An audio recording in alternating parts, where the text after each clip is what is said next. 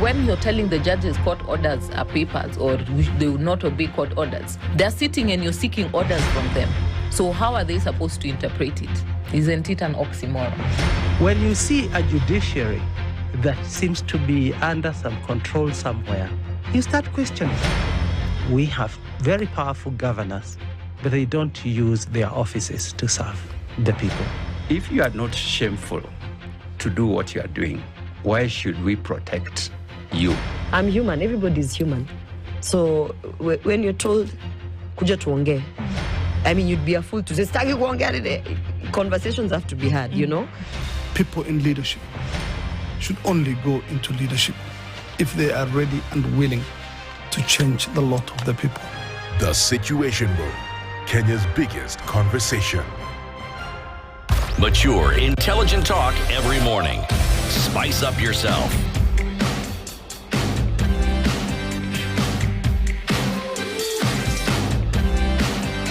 Mornings done right. 94.4 Spice FM, Nairobi. Getting in at 9 minutes after 7 o'clock, and welcome to the second hour of Kenya's biggest conversation this Tuesday morning. And like I said, it's Education Tuesday. Ndu and Josephat hosting Kenya's biggest conversation with you this morning. And even as we get into things, we're getting into the conversation that starts off this education part of things today. Our guests are in the studio and seated in the hot seats this morning. Dr. Beatrice Muganda Inyangala is the Principal Secretary in the State Department for Higher Education and joins us this morning. Good morning, PS. Morning. How are you doing? Good. Karibu sana. Asante. Thank you so much for being here this morning. Good to have you here as we discuss some of these things.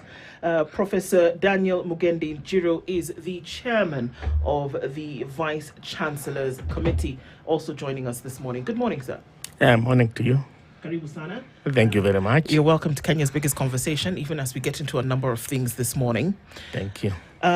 We will normally start off the show when we go into different African countries. The countries of our continent are rich and they're resourced, and not just in things of money or metal or material, but also in knowledge and wisdom. And different people have said different things that have remained written in the sands of time. And they're proverbs that they used to talk to each other or to communities or to children that we still carry into the day. So every week we go into a different African country.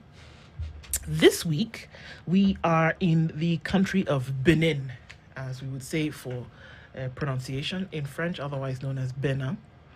And then as the people say, we are Bini people, B-I-N-I, as Josephat knows. Mm. And it formed part of the kingdom which was Dahomey, and that now the remnants of that kingdom are ensconced in this country, with parts of it in Togo and Nigeria. The capital is Porto Novo, and it is the largest city and the economic center. The primary port is Cotonou. It's bordered by Togo, Nigeria, and Niger and Burkina Faso. And its population resides along the southern coastline, which is the very famous Bight of Benin. And the proverb that the Wahengas we were sharing this morning, which we would love to get your interpretation of as we get into things, it goes like this: the thing which is in the belly of someone is what is in his heart. The thing which is in the belly of someone is what is in his heart. We'll start with you, PS. What you care about seriously, you feel it in your stomach. Yes. Yeah. You feel it. It burns. You want to do something about it, isn't it? That thing that you care about the most. Yeah. Absolutely. What about you, sir?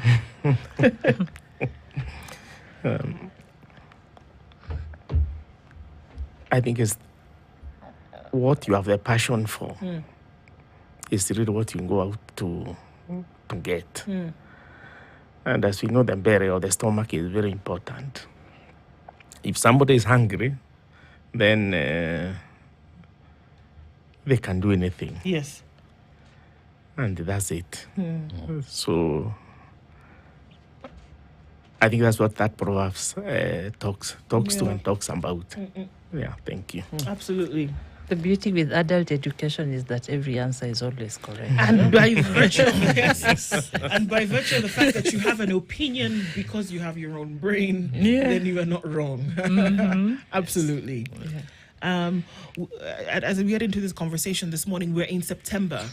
And we're going to have a lot of students reporting into universities across the nation.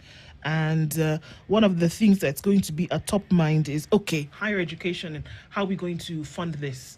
And we've come out of a year of about a year and a half of asking ourselves, okay, what does the funding model mean? How are we then going to be able to go to school? What am I least vulnerable most? Am I abjectly poor? Those questions have come into play. And as we get into funding, quality and equity, let's start off to have this conversation and say, where are we? We'll take a scorecard of saying, okay, we try to change things a little bit, tweak them here and there to make sure that a quality higher education is delivered to Kenya's students. And are we there? Or are we still scratching at the surface? P.S.? We are there. We are moving there with great speed. As you know, the education sector is in reform mode.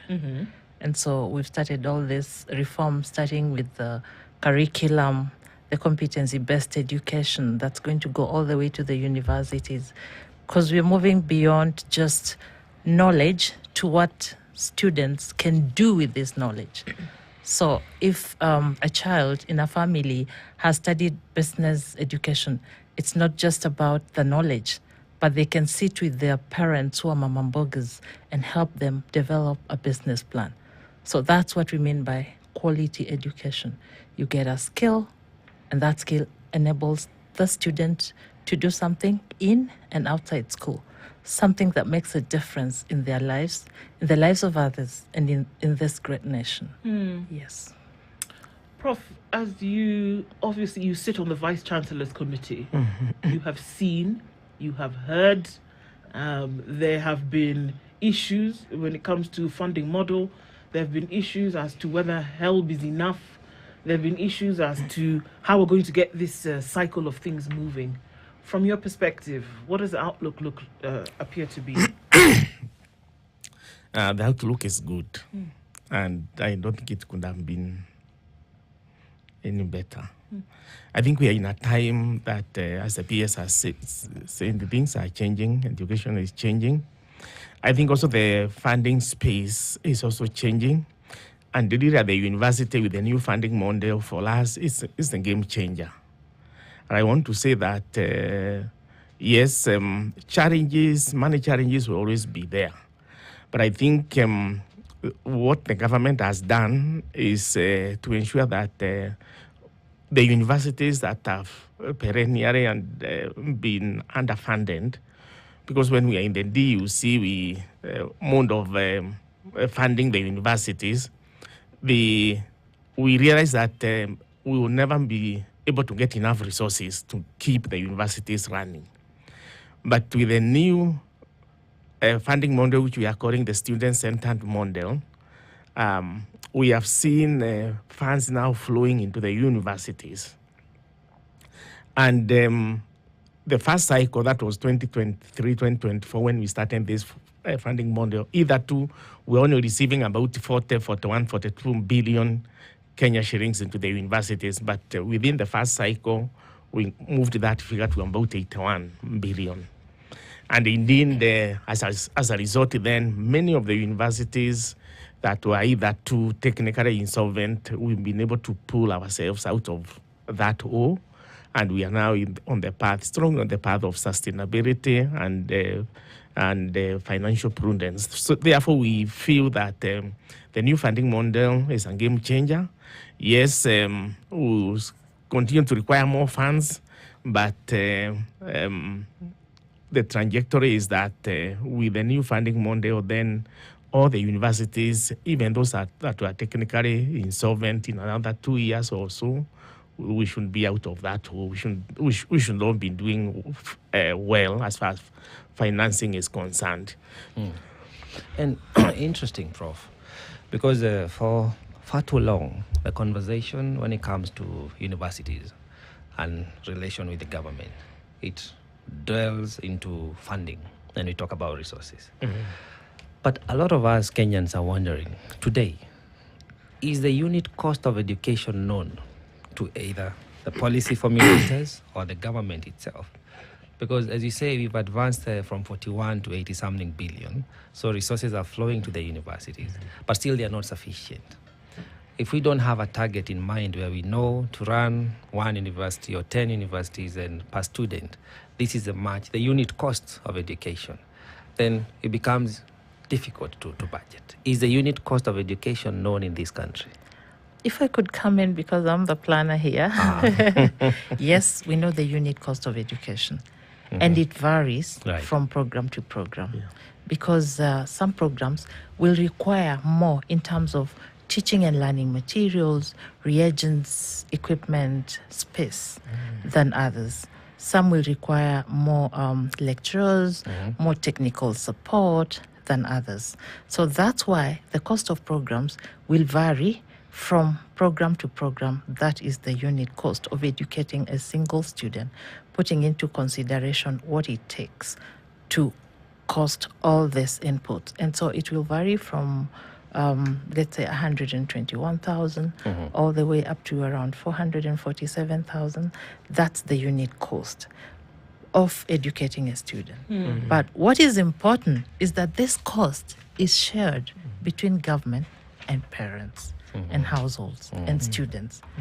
And this needs to be really clear that in the current financial year, what the new funding model has helped us achieve is a student relief of tuition that is the biggest in the generation. Students in universities have never really paid 5,814, which is the minimum at the moment. Medical students are paying 22,000. Okay. So this is a big, big relief. Okay.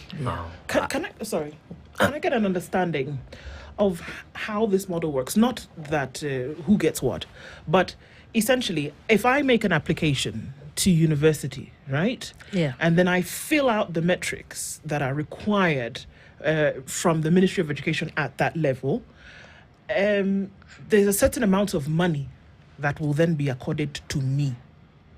There is also a certain amount of money that I must pay, and then maybe there will be a loan that I will pay later. Now, this money that is allocated from government, does it go directly to the universities, but then under my file, as it were?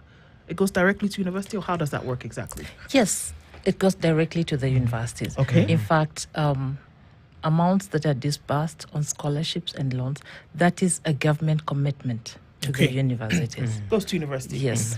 Now, when we look at the fact that today, in May 2025, universities are in debt to 76 billion shillings. This is the money that they owe in back payments to KRA. This is money that is owed in back payments to arrears and also staff salaries that have not been able to uphold things like CBAs and et cetera, How does that play out if this money goes directly to universities which are already debt-ridden, and we're supposed to deliver education which, according to both of you, is going on amazingly well? Let us not forget history. It is an issue of legacy.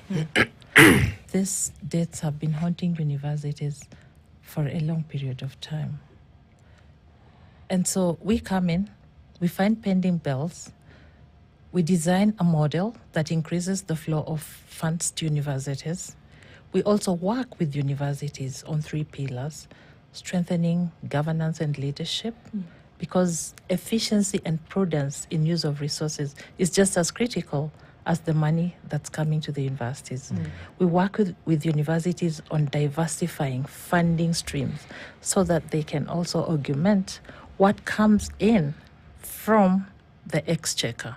So basically, incrementally, we are increasing the resources available to universities to pay off these debts gradually. And it's good that I'm here with Professor Mugendi. I think he can give a live case study of how he dealt with his pending bill. Okay, can we look at that? Because Yeah. you sit on the committee of vice chancellors, Yes. so you're very aware of the issues that universities are going through, and because of the fact that we're talking government, it is public universities that we are speaking of.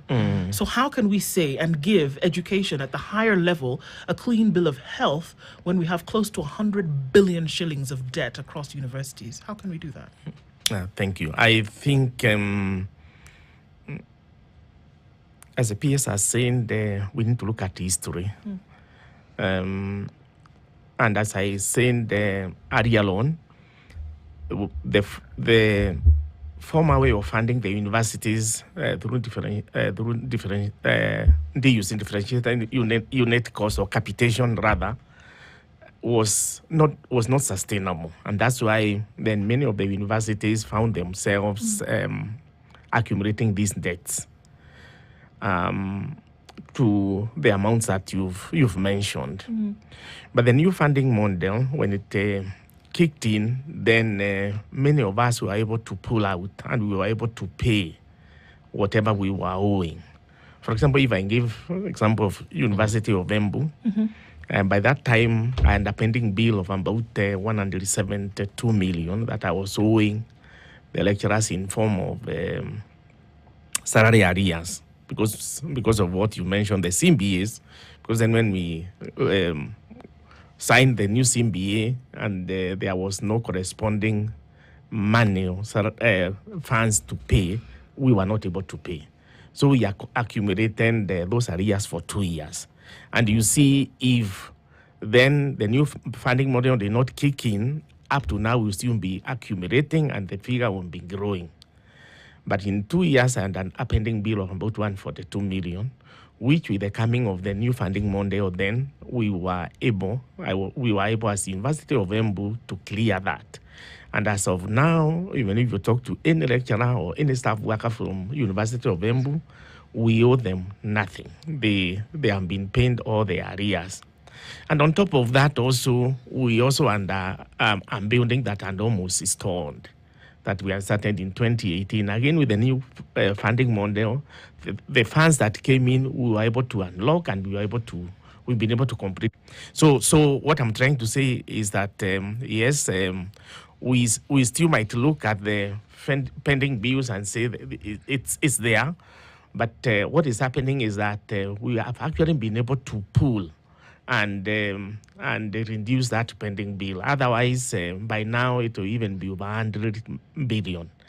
But because of what the new funding model has done, we've been able to clear many of those pending bills in many of the universities. But we still have a few that still have issues. But again, Rome was not built in one day, and that's why I said in another two years or so, we should not be fine financially if we keep to the same trajectory that we are in now. Allow me to buttress that point, because the issue of pending bills is very, very critical. And I want to emphasize that when you look at the assets and liabilities of universities, universities that were technically insolvent in 2022 were 23. Right now, only 13 universities are technically insolvent. But they do have assets.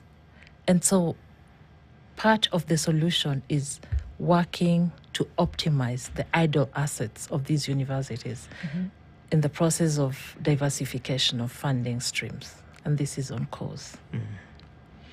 Well, yes, PS. It's interesting, and it's what we would call more of a politically correct response to the crisis we are facing with our education system. However, one wonders, and that's why I was posing the question of costing to Prof, because he's the executor, he's the one who feels the wrath of inappropriate funding, inappropriate handling of the CBAs. When you look at as you say, optimization of our resources, I think the greatest resource we have at the universities are the staff, the teachers, and these are the personnel you need to have ably effect their mandate. And then when their salaries are delayed, it becomes a crisis. You are looking into a looming strike in the next couple of days or so. So, and you own the planning mandate, which is great. Yeah. But when you look at it, because we've had the PS position for long, years before, how are we really doing as a country, knowing that education is SDG number 4, Sustainable Development Goals? Where would you rate us in terms of the milestones when you compare that with the planning or the plan that we have for education system? Because a lot of people don't agree with the approach, the means testing when it comes to funding, among other issues. Where would you say we are as a country? We're doing very well because talking to SDG number 4, quality of education and equality in access, right now the ratio between the female participation and the male participation at the university level, it's really good. We are at 48 to 52. And we're generating good outcomes out of the education sector. I cannot mention the number of our alumni who are trailing the blaze both abroad and locally.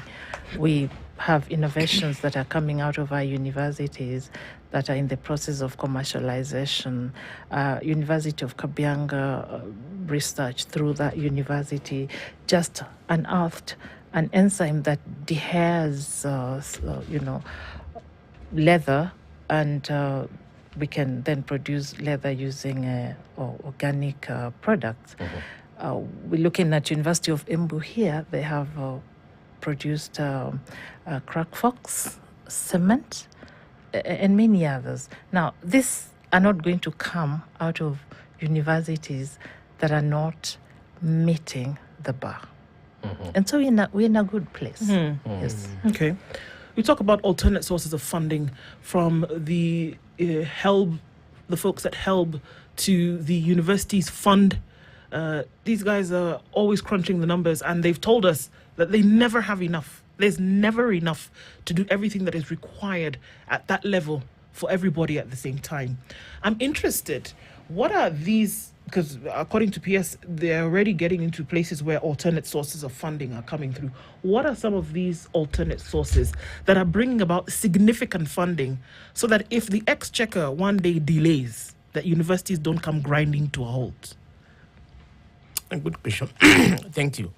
Alternative sources, and indeed, this is a big thing now in the universities. We are driving ourselves to ensure that we have diversified funding, alternative sources of funding, and these are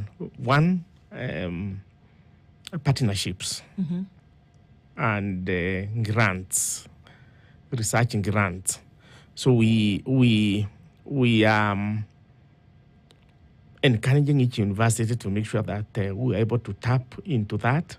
And indeed, when you look at some of our universities, they have huge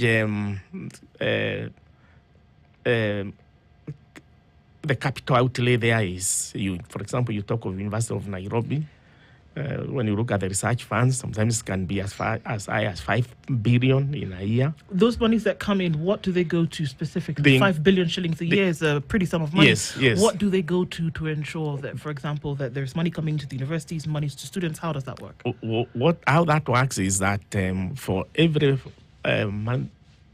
research grant that comes into the university, there's something that we charge that we call overhead costs or administrative costs. So that then comes to the university.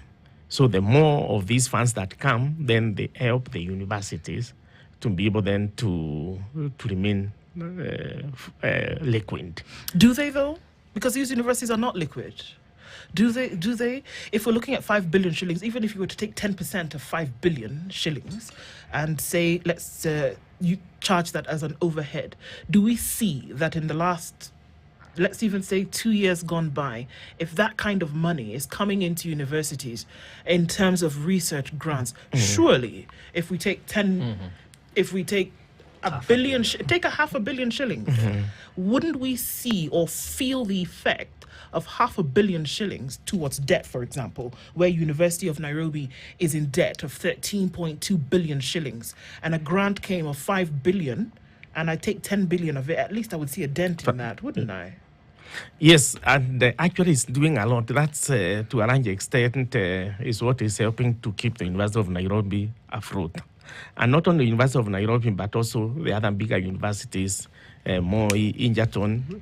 Universities. Oh, come on. More universities in the doldrums right now. We're not Allow me to give a very specific example, Sure. drawing on Moi actually. So Moi had a real huge debt. And we started working on a turnaround strategy. And as part of this strategy, Moi University is producing computers and laptops for the ICT Where? State Department. Okay, It is for the it State is- for the it's- State Department? Yes. Okay. Yes. So this is part of the alternative income generation. Like I said, the university was in a hole. So we stopped digging, and we are filling that hole gradually. What kind of money are we talking about that's coming from these computers 700 million per per year. Okay. Yes, yes. So but that's going to scale up. I mean, we just began with the 700 million. So that's more. Egerton as well. Sorry, PS. I Yes. just want to be clear on how this works exactly. Yes. So if there's a development of this equipment infrastructure at Yes. the university, and this comes from, I would assume, a department of information technology, where they are now actually in the business of developing equipment. Yes. So there's an uptake Yes. by the Ministry of Education in the information technology department. Yes. And so that uptake is for all that they produce. Is it for all that they produce, or does this go somewhere else? No, that's for that's the order that was given to Moi Okay. University to supply laptops and computers. Okay. Remember, we are starting from zero. Below zero. Yes, exactly. Yeah. So I think it's a good place to go, and we plan to scale up this production up to, let's say, 3 billion. Yeah, because we are in the digital mode with the digitization as a key pillar in the economy. Yeah. So the plan is to have Moi supply quite a bit of these computers and laptops. So this 700 million, Yes. I'm going to stay here because it's important. Yes, Let's say 500 million. Yes. Because maybe 200 million it's administrative, something goes away. Yes. We see, since when did this start, by the way? Last year? A year before? This year? This year. This year. Yes. So give or take, some 500 million has gone to the coffers of Moi University. Yes. Are you able to track and trace and say, okay, we were below zero, we were sub-zero, guys. People were wondering if campuses like Chepkoilel and others would actually shut down because we were just not able to handle things. So we're saying that with this money that's going in, because this is alternate sources of income, because maybe in some cases it's exchequer delay, there's just not enough because of this debt. We have seen that this money can go towards sorting out some of the problems that were perennial, that essentially saw that one of Kenya's oldest universities could shut down. Can we see and draw the lines between this project and the salvation of this institution? Because without that, we're putting money in a hole that continues to widen. Certainly, we are tracking the revenues, the expenditures very closely, and universities also have targets of cost containment. They share with us quarterly how much they have saved in terms of, let's say, electricity bill. Many universities are engaging solarization projects just to cut down on the electricity bills. So we are tracking all of that. Cost containment, off budget, what have they raised, and how are the expenses flowing, because we expect them to save from the budget that was originally submitted. Yes, we are tracking this closely. PS, I come back to the planning point. Yes. Because, the university we're talking about is a long-standing university in the country, which I would assume My has... alma mater. Yeah, even better. which I would assume has received significant amount of grants, which administratively there is a portion that goes to that end. Now, the question is, whom do we blame for the accumulation of debt? Because this is not a 1 year, 2 year, 3 year debt. It's been over time. And then I want to counter the same with what you're talking to. In my opinion, I would say it's tokenization. That the institution is in crisis. Let's give them a project to supply computers, which could have been given to any other university. But I understand it's a rescue mission. But is it sustainable, really? And supposing there is what you'd call a regime change, because that's not really an education policy in terms of supporting the learning institutions. Are we going to get out of this hole? Actually, it's not tokenism. We are all aware of the government procurement regulations, Right. and government to government is prioritized for procurement. So this was competitive, and Moi University won it competitively. And it had been producing laptops and computers before until it went under. So back to your question, we cannot deny that there has been a crisis of sorts in management, but this is what we are addressing. We started off by introducing new governance structures. We have a new council in place that is very forward-looking, very strategic, very visionary. We have a new management in place. We've done serious audits, and we've identified issues that we are addressing actively with the new council and management. So there should be some life into Yes, that yes, facility. a lot of life. Now, I want to throw a spanner in the works and ask Prof. Looking at our admission criteria into the universities, it so happens, coming from the KCSE format, persons who would score D+ and below would not get a slot in the universities, give and take. And we all know that this country is very diverse in terms of social settings. So the learning environment varies depending on where you come from. Would you then agree, or rather do you subscribe to the thought that persons who get a D cannot get into university and do better and come out as, with a distinction or without necessarily having to bridge? Because I feel like we disservice a lot of young people whom, in my opinion, is not their fault that socially they were not able to be stimulated enough. Maybe they don't test well. Yeah. Even the testing itself. What's your take on this? Thank you. I think that's why we have this discussion of changing the way education system. Because now we've gone to CBC or CBE, which is more of a summative, so that this student accumulates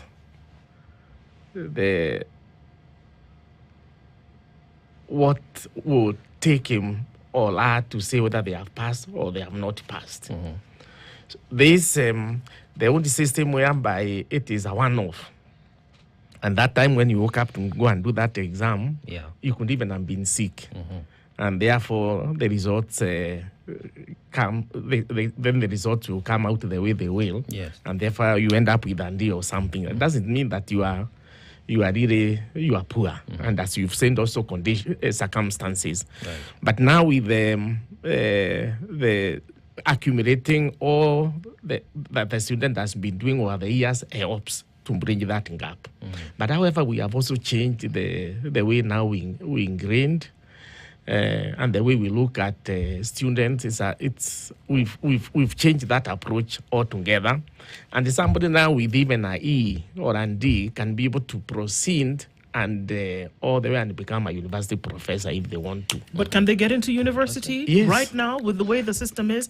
If I leave high school with a D, can I get into university, PS? I can't. No. You can't. Yeah, I can't. You can't, but there is in the new dispensation of things you can, because you follow a path that will be able to lead you to that. Because then you follow the path that will be able to take you through the TVET.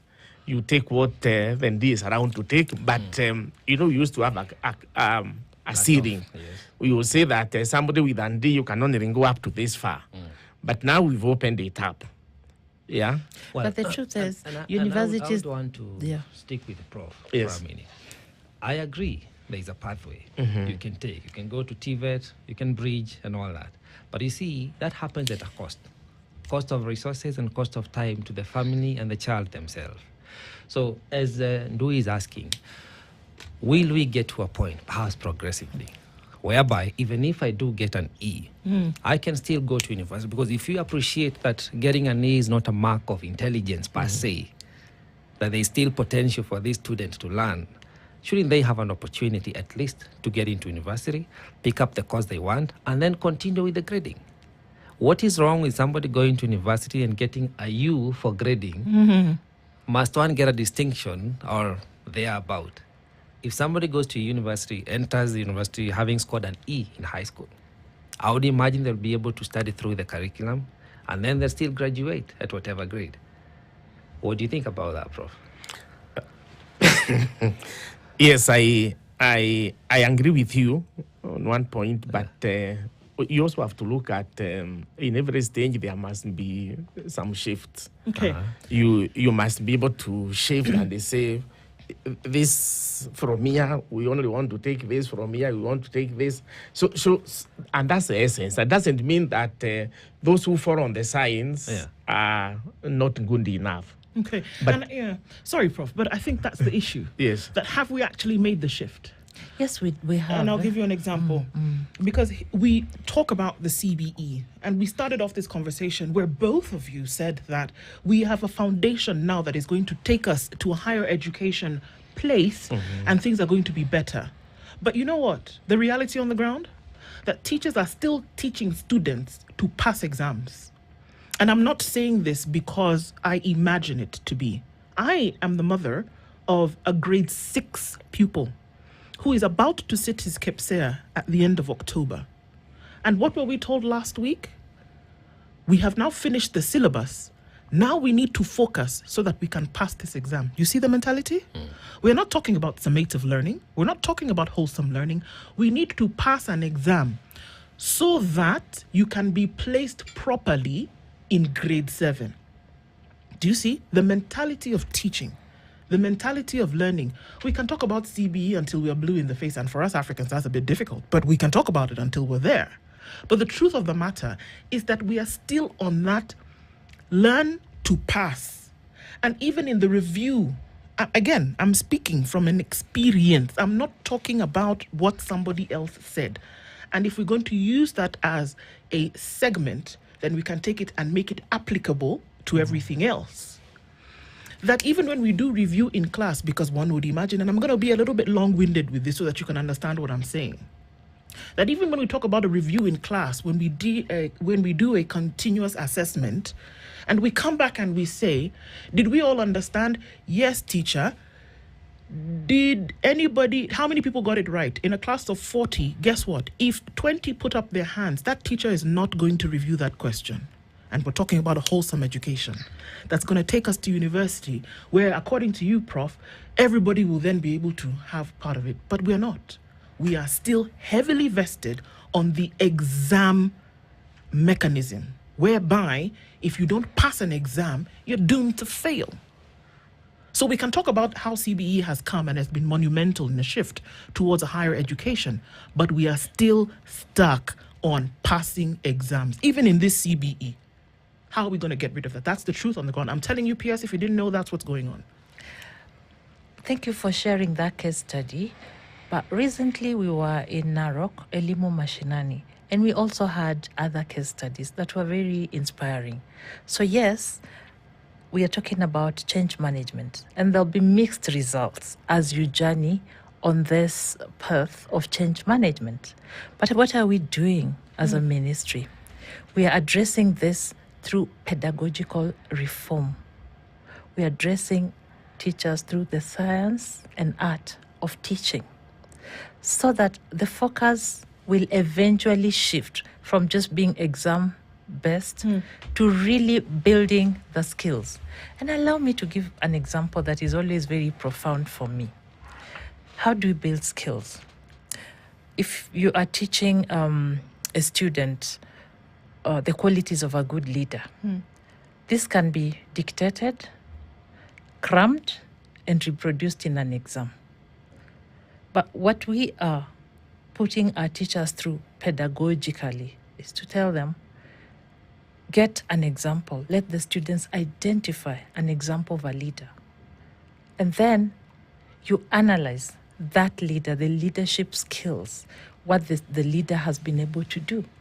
In Kenya, that is difficult to come by, but proceed. It's coming. It's coming through. Believe me, it's coming through. And we've had stories about students who are now able to cook. So it's not just about learning how to cook, but actually doing the cooking. A project, if there's a project on, let's say, an animal like a cheetah. Right. So that animal is used to talk about engines, relate to speed and how this has been turned into engineering through the production of cars and machines and all. So we just want students to relate. And I said it's a journey of reform. Reform does not happen at once. But we are also hearing testimonies of very good results coming out of the CBC. But we acknowledge and we are addressing building of competencies and how that is taught. Next week, we have a big workshop that's bringing together all the teacher training colleges, the universities, Teacher Service Commission, all of us who are involved in developing programs for teaching teachers to just reflect and see what's working, what's not working, how can we harmonize, how can we make that better, and work through the ecosystem to improve the skills of teachers. But P.S., yes, one would wonder, and I hear you. You're coming from a good place, and I like how you're defining the ideals of where we could get to as a country. But one has to wonder, we knew CBE was coming. We knew we are going to have a shift in terms of grading, and impacting newer skill sets to our teachers. Why did we not plan ahead? Why do we need to now capacity build our teachers a year or so years later into the system already? And the concern I have with that is because we're talking of change is a journey, is a process. I do agree and I appreciate that. But we have to agree we are gambling with the future, actually the present and future of our children. That is poor planning 101, in my opinion. I am a planner, yes, and we are planning, and we've been planning, right, and I'm very confident we are doing a good job. Remember what I said. What is the focus of this training, of this workshop next week? Is to assess the progress that has been made. Training has been ongoing. We just want to share the progress, what has been happening in the different spaces. So we're not saying we're going to start. We are going to assess progress. We are going to identify where the gaps are. And this is an ongoing process in any system, however advanced. Monitoring, evaluation, learning, addressing gaps, and moving on. So we're in a good place. How do we measure learning? Because it's important. We're coming to higher education later. Because by the time you get to university, you've learned the formulas. You've learned the basic, one would imagine, that you've learned the 1, 2, 4s of the processes. So what you're doing now is that you are applying those things towards a particular subject area. That's what happens in university. And then when you get to higher levels, you master it. And then if you're going to go beyond, when you do your PhD, now you specialize, right? That's what happens. So how do we build on that? And I'm going to insist on this, PS, because unfortunately, there are far too many examples of where we have it flawed at the foundation before it takes us to this place. So let's get to that place at university, Prof. How do you measure that indeed? Because one would imagine that we're all working in this ecosystem whereby we're bouncing off of each other. You're talking with the primary school teachers. You're talking with the junior secondary school teachers. You're talking with the senior secondary school teachers. You're talking with university lecturers, and you're saying, actually, you know what? We're doing okay. Because it affects the planning if we're not seeing later on the monitoring and evaluation of it and saying, okay, no, guys, maybe we should tweak things here and there. How do you measure learning and say that, okay, we're on the right track? I'd rather the PS would want to, Yes, to start with that, being the planner, and then I can chip in. Okay. I'm not only a planner, I'm also a very passionate educator. And we educate to achieve 3 outcomes. In the affective domain, we want to steer feelings, because it is only when you connect with something in a very personal way, with the feeling, that with emotion, that it drives change. And how do we do that? Again, we use case studies. We use practical cases, like bringing students who are going through a very difficult time in a situation that evokes emotion. So you'll never forget how you felt when you saw that child crying, that helpless child crying, and you are provoked to do something about it. So that is the affective domain. Then in the cognitive domain, this is what stimulates thinking, critical thinking, creativity. We refer to the innovations in the universities. The two innovations I mentioned, the Dan Kimathi University is already producing chips for our telephones. That comes out of critical thinking, creativity, questioning assumptions, using it to build new knowledge. And then there's the practical aspects. So you have the knowledge you've thought, you have the theory. Can you now move it out of your mind to actually do something with it and build something? And so when we talk about the cement that has come out of this research, the chips that have come out of this creative thinking, the plan to develop a new system that has come out of elaborate thinking, these are all outcomes at different level. At the very basic level, there's comprehension, just remembering things, being able to recall stuff. And this is what we are coming out of with the competency-based education. And that's how we measure learning? Yes. At the very basic level, I say this is what we aim to do.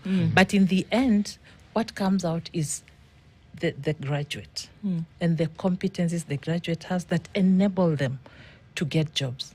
So employability. You've come out with certain skills, you are able to get a job and perform in that job. You are able to create a business and make a difference in society. So these are the outcomes of learning. You have something that speaks to you, but you also influence behavior change of others by creating that job or by delivering a service that then changes the lives of others. So the ultimate is that you must make a difference in society. That is the ultimate. Well, I go back to Prof, because you're the chief handler of students. Now that has been stipulated. That is how we are bound to be measuring learning. That is how we are meant to understand the progression of the studying or the education system of a student. The students you have in your fraternity today, and given the changing times in the world, where most of the courses are becoming obsolete, or in the next 10 years, they'll be irrelevant, I don't know whether we have mastered a change of curriculum now at the higher level learning, because, at the lower level, we have the CBE and the CPC. At the universities, how are we doing in terms of trying to match the courses that we are rolling out with the future needs in the market industry, both innovation, creativity, and employability? How would you say we are doing on that level? Yes, at the university level, we are very aware that the curriculum has changed, and at the university we are also preparing for that. And we've started by, of course, retooling our teachers, our lecturers. We have under continuous training, so then we are able to have that mindset that we are now moving into a new curriculum. And we are also preparing, obviously, like the faculties of education started a while ago, because then we needed to start producing teachers who can be able to go and teach the new curriculum in high schools. Yes. So that is happening. But also at the other levels, we are also looking at the curricula, because then the curriculum needs to change. And this time we are very, very conscious, and we are aware that that change needs to be there. When we move to the 844 system, Yes. Actually, it's like these students found us in the universities, and we didn't know what to do with them. Yes. So we are telling ourselves we don't want to find ourselves in that space again. So I can tell you that we are very busy, retooling ourselves and tweaking the curricula to ensure that we are compliant once we start receiving the CMBE students. And this is happening not in one university, but in all the universities. And we have under a series of trainings. And I can tell you, like, we've been having a forum, like, for the deans of schools of education. Yes. Right now we have even somebody we have partnered with the partners who are helping us in the training to ensure that the teacher is prepared for these changes. How would you know? Sorry, Prof, because we're rounding down to the top of it. But how would you know? Because in 2 years, you're going to have those students in university. They are the ones who are currently going to grade 10 in January. Yes. They made a selection last term to go into pathways, which we still don't even know if they're going to manage to do that come January 2026, because the system is just belly up. How will we be sure? Wouldn't now be the time to be sure, ready now, 2 years before, because they're going to finish grade 10, grade 11, grade 12. In 2027, in September, you will have your first cohort of CBE students in university. They are the ones who started with this whole thing when they were in grade 3. Are we going to be ready? Truthfully, are we going to be ready? That's a very good question. Yes, we will be ready. That one I can tell you for sure. The arrangements and the plans and the training and the retouring that we are doing in the universities now are geared to ensure that we are ready. But as you know, change is always continuous. It doesn't mean even when those students come to us, we will stop there. We will continue changing, we will continue being ready, we will continue retouring, we will continue training, because then we also have many more teachers joining us as we go along. But I want to say this time round, we are more prepared than we have ever been before. And I've drawn the parallel of the 844 when they came. Yes. At least we are expecting the first batch in 2029, and we can see we are already working towards that. This workshop that the PS talked about that we're having next week is preparing for that. Yes. Okay. But also, as I've seen, we have, like in my university, because I'm also the patron of the deans of the schools of education, we now have a plan that we are rolling out of training our staff members, our faculty members, on how to be prepared to receive these students come 2029. A quick one, Prof, as we approach top of the hour. Do you think in time, university education should be reduced to basic education?